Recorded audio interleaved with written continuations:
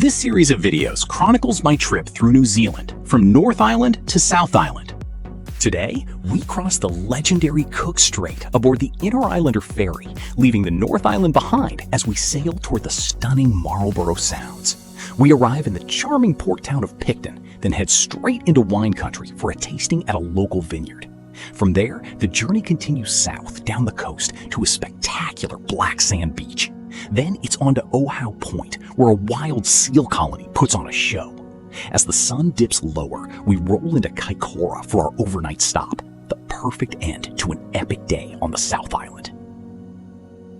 We rolled into Wellington last night.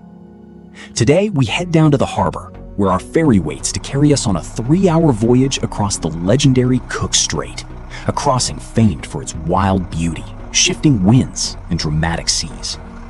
Last night, we said our goodbyes to Louisa, Aaron, Sam, and Nacho, the crew we'd shared so many miles and memories with. This morning, it's just Madison, Morton, and me continuing on for the next leg of the adventure. Our trio feels smaller, but the road ahead is wide open. And in Christchurch, a new traveler will be joining the story. Snowy guided our coach deep into the belly of the Interislander Ferry, Kaitaki, disappearing into its cavernous hold. Once parked, we stepped off the bus and made our way up into the passenger decks, ready to settle in for the journey across the strait. I wandered out onto the decks for a bit, taking in the crisp sea air as I looked back toward Wellington, the harbor stretching out behind us and houses clinging to the hillsides like they were watching us sail away. Cars and coaches kept streaming into the ferry, rolling in from one side and curling into a giant U-shape as the crew directed each vehicle into its precise spot. Looking out across the harbor, you could feel the place buzzing. Ferries gearing up for departure, cargo ships in every stage of loading, each one preparing to set off on journeys that would carry them to ports all around the world. Here, you can see a massive cargo ship stacked high with containers, poised to push off toward destinations unknown. I get seasick pretty easily, so I was genuinely relieved to see the water calm today. In the distance, I could see an airplane taking off from Wellington Airport. Right on schedule, the ship shuddered awake, a deep rumble rolling through the decks as the engines roared to life beneath my feet. Thick black smoke curled from the chimney stacks, and the bow and stern thrusters kicked in, churning the water into an aqua froth as the Kaitaki slowly pushed herself away from the dockside. The ship eased back from its berth, then, with a deep, confident rumble, swung into a sweeping 180, a full commanding turn that lined its bow perfectly with the open waters ahead, as if announcing the true beginning of the journey. The ship responded with a slow, deliberate push, carving its way free from the harbor's grip and guiding us steadily toward the open waters waiting beyond. The Kaitaki is powered by 4 Sulzer 8ZAL40S diesel engines, each producing 5,760 kilowatts at 510 RPM. These engines drive 2 fixed-pitch propellers through reduction gears, forming the main propulsion system. The vessel also features 2 bow thrusters, allowing precise maneuvering in tight harbor spaces like Wellington and Picton. This configuration delivers a service speed of 20.5 knots, suitable for the often rough Cook Strait. The throb of the engines kept triggering the alarm for an SUV. Eventually, the captain announced for the owner to come and disable the alarm. As we pushed farther from the shelter of Wellington Harbor and slipped into the open sweep of the Cook Strait, a familiar silhouette appeared on the horizon. The Interislander Kaikoura, Kaitaki's sister ship, glided past us. 2 giants of the strait, briefly crossing paths like ocean-going siblings on their daily run. Farther out into the strait, another silhouette emerged. This time, not an Interislander at all. One of their competitors' vessels was carving its own path toward Wellington, its bow punching through the swells with a kind of quiet determination. As we continued cruising along the rugged southern edge of the North Island, the coastline rose and fell in dramatic folds beside us. High on the ridgelines, a line of massive wind turbines slowly turned in the steady Cook Strait breeze, their blades sweeping through the air with calm, deliberate power. They looked almost serene from a distance, but each rotation was feeding clean energy into New Zealand's grid, a quiet reminder of how this country harnesses the raw forces of nature to power the lives of its people. Inside, passengers settled into wide, comfortable seats, with cafes, lounges, and big viewing windows, making the 3-hour crossing feel easy and relaxed. A fully stocked cafeteria offers a wide selection of food and drinks, giving passengers plenty of choices to enjoy throughout the journey. With the thankfully calm waters of the Cook Strait fading behind us, the journey took on a new sense of anticipation. Ahead, the entrance to the West Head Passage opened like a gateway, the narrow, winding waterway that would lead us inland toward Picton, the final destination of the ferry's voyage. As we slipped into the narrow channel, the landscape rose around us in familiar shapes, the same rugged cliffs and weathered mountains we'd seen along the North Island's coast. Their matching contours and ancient rock layers made it clear. These islands may stand apart today, but they were carved by the same forces, born from the same restless geology that shaped all of Zealandia. As we continued deeper into the channel, we passed several floating farms scattered across the calm water, rows of pens and platforms quietly shaping one of the region's biggest industries. Beneath those steady lines, salmon and shellfish grow in the nutrient-rich currents of the sounds, tended by small service boats that weave between the farms each day. It's a hidden world of aquaculture, working just below the surface as we sail toward Picton. The stunning coastline stayed with us the entire way along this waterway, a constant companion that made it hard to accept that these views would soon fade as the ferry prepared to berth in Picton. We cruised past even more salmon farms, some small and tucked close to the shore, others sprawling across the water like floating grids of industry. This is what a typical mussel farm looks like. Instead of square pens, it uses long, floating lines anchored to the seabed, with ropes hanging beneath the surface where green-lipped mussels grow. From above, you only see rows of buoys, but below them stretches an entire underwater forest of mussels, slowly fattening in the nutrient-rich currents.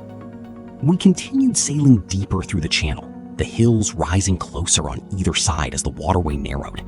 Just ahead, another familiar silhouette appeared, the third Interislander ferry, the Ōhau, making its steady run toward Wellington, leaving Picton behind. Passing her felt like crossing paths with a fellow traveler, each of us threading our way through the sounds on our own journey toward the harbor. As we continued sailing, the crew pointed out that jellyfish drifted just below the surface. Their transparent bodies made them easy to spot as we glided past, but nearly impossible to capture on video. The ferry carved wide, deliberate arcs through the channel, its hull leaning ever so slightly as the captain guided it along the deepest, safest vein of the waterway. Behind us, the wake unfurled in a sweeping ribbon, a perfect swirling sketch of every turn we'd just made, tracing our path like a signature on the sea. In the distance, Picton Harbor came into view, a clear sign that this terrific journey was nearing its end.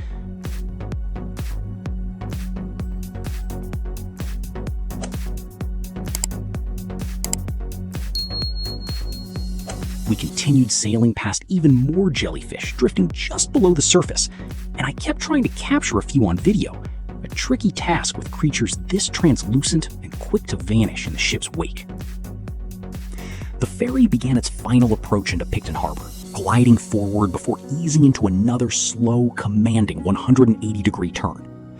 The ship swung gracefully around to dock stern first, the perfect position for a smooth, efficient offloading once we reached the pier. The bow thrusters kicked in with a deep, muscular hum, nudging the ship with pinpoint precision as we slid toward our berth. Beneath us, the once calm water erupted into a swirling aqua-blue frenzy, churning and boiling as the powerful jets sculpted the harbor into a frothing whirlpool. It felt like watching raw force and fine control dance together as the ferry lined up perfectly for docking. We made our way back to the bus, and Snowy eased us out into the bright South Island sunshine, cruising straight into the heart of downtown Picton. I took a walk along the very short main street of Picton and ended up at the London Quay, near the Picton waterfront.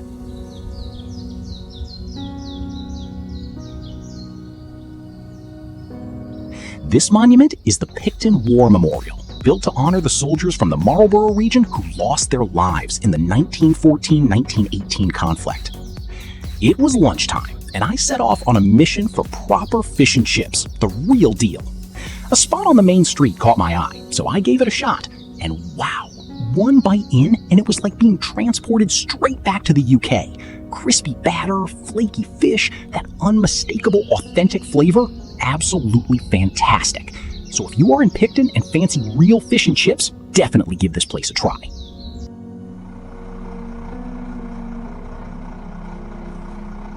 We cruised south toward the legendary Framingham Winery, the road winding through sun-soaked vineyards until we finally rolled up for an afternoon of unforgettable wine tasting. I don't drink, so I sat this tasting out, but Madison and Morton were all in, lining up their glasses like judges preparing for a championship round, ready to swirl, sip, and score each wine.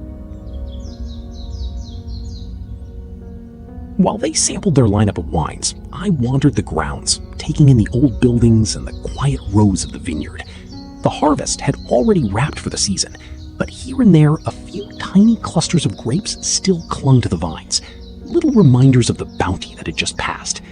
I tried a few of the tiny grapes still clinging to the vines. They were incredibly sweet, but each one hid a couple of surprisingly large seeds inside. Each of these grapes was barely half an inch across, tiny, almost toy-sized, but their small size hid a surprising punch. The moment I bit into one, it burst with an intense, concentrated sweetness, like all the season's sunshine had been distilled into a single bite. Here, you can see Morton and Madison fully immersed in their wine-tasting mission, comparing notes and grading each pour like seasoned pros. Snowy handled the official paperwork, jotting down their scores and comments, all while staying completely dry, of course.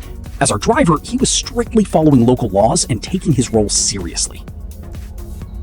We continued south when Snowy surprised us with an unplanned detour. His surprise detour dropped us onto a stretch of coastline that felt wild and untouched, a long sweep of black sand and dark shingle hammered by the Pacific. Standing there, you could feel the raw geology of the South Island on full display.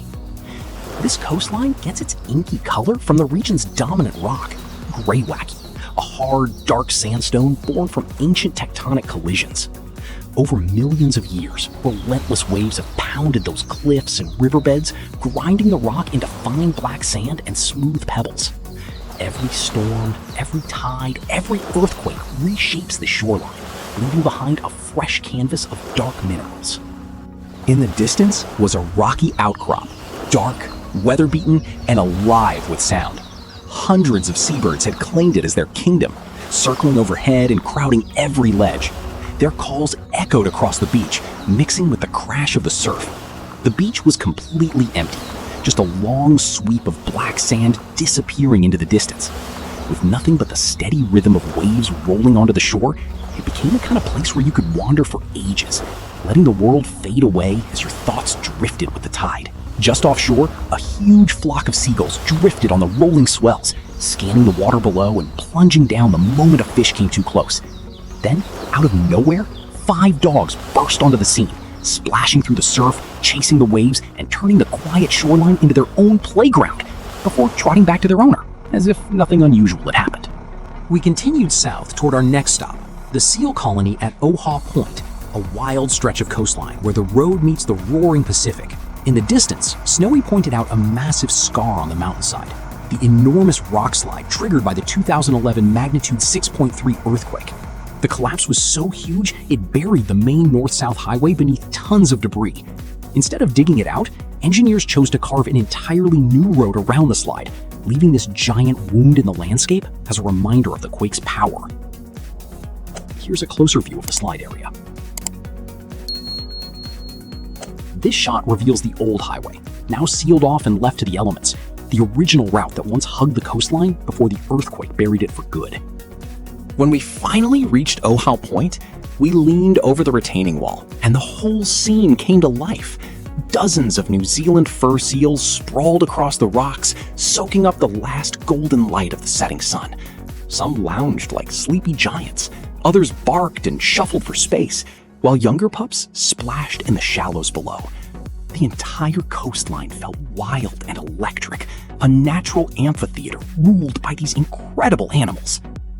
Down among the rocks, we spotted several tiny fur seal pups pressed close to their mothers, some of them still suckling. New Zealand fur seal milk is incredibly rich, almost half fat, designed to supercharge a pup's growth in one of the harshest nurseries on the coast. With every feeding, these little ones pack on weight at an astonishing rate, transforming from fragile newborns into sturdy, wave-ready youngsters in just a few weeks. With so many seals packed together, mothers, pups, and territorial males, little squabbles broke out constantly. Every few minutes you'd hear sharp barks echo across the rocks as one seal warned another to back off, flippers slapping and heads snapping in quick bursts of attitude.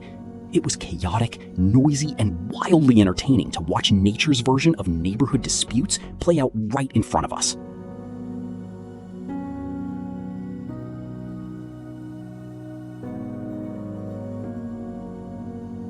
As we continued south toward Kaikoura, the road carried us right past the massive rock slide, a towering wall of shattered earth that still scars the coastline. By the time we reached our overnight stop, daylight had slipped away. After dinner, with the town quiet and the ocean whispering in the dark, Morton, Madison, and I headed out for a moonlit walk along the deserted shoreline, the waves glowing silver under the night sky. The next morning was ours to spend however we liked, a rare free day in Kaikoura. I stayed in town, wandering through the quiet streets and making my way to Kaikoura's striking library and city hall. Its facade rises like a series of massive whale ribs, a bold architectural tribute to the town's whaling past and its deep connection to the sea. Tomorrow, we make our way to Christchurch, where we'll be meeting the newest member of our team, joining us for the rest of this incredible journey.